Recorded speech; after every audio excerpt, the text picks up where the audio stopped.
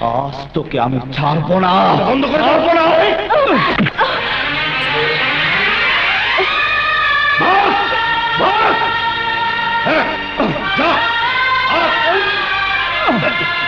থাকবো না, থাকবো, মহিলা মানুষ, মাফ করে দাও। তোমার সাথে জরুরি কথা আছে। হ্যাঁ, আসো আসো, নারী নির্যাতনে পড়বা। চলো চলো চলো। বলো মা, বলো, কে তোমার শরীরে হাত দিয়েছে? শুধু একবার ওর নামটা বলো। শান্ত হ বাবা, আমার মন বলছে দুঃখ ছেলেটা আসলে ভালো। কেন যে আমার শরীরে হাত দিয়েছে বুঝতেই পারলাম না। দুঃখ? অনেক স্বপ্ন নিয়ে তোর নাম আমি রেখেছিলাম দুঃখ, যাতে তুই দুঃখী মানুষের দুঃখ বুঝিস। কারণ যেদিন তোকে আমি প্রথম বুকে নিয়েছিলাম সেদিন তোর গলায় ওই তাবিজ দেখে তোর বাবার আদর্শের কথা আমি জানতে পেরেছিলাম।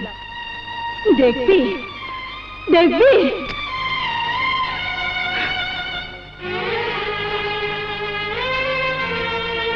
এই দেখ।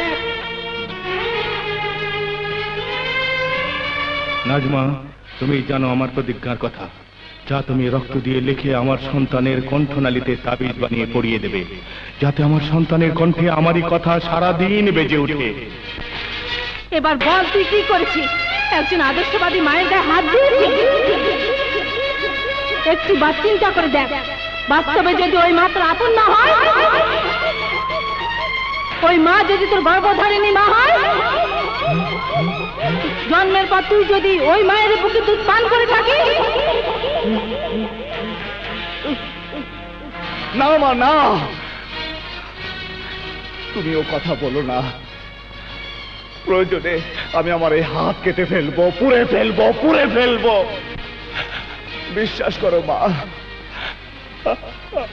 আমার নিজের প্রয়োজনে আমি হাত তুলেছি ওইসব অসহায় শ্রমিকদের ন্যায্য দাবি আদায় করার জন্য।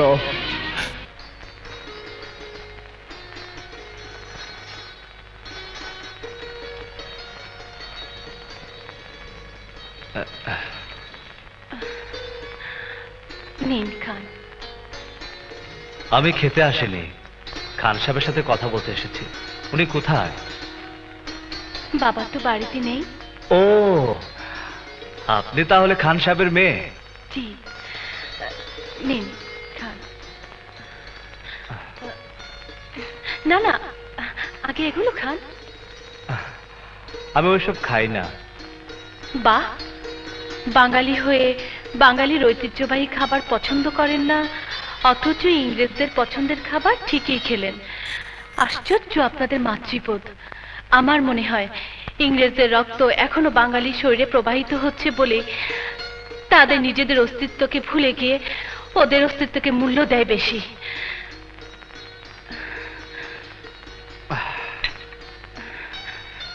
বাঙালির ঐতিহ্য নিয়ে যারা গর্ব করে তাদের দেখতে বড় ইচ্ছে হয়। একজন বাঙালি মেয়ে হয়ে তার প্রিয়জন ছাড়া অন্য কাউকে চেহারা দেখায় না। আপনার কথাবার্তা শুনে আমার খুব গরম লাগছে। ম্যাডাম,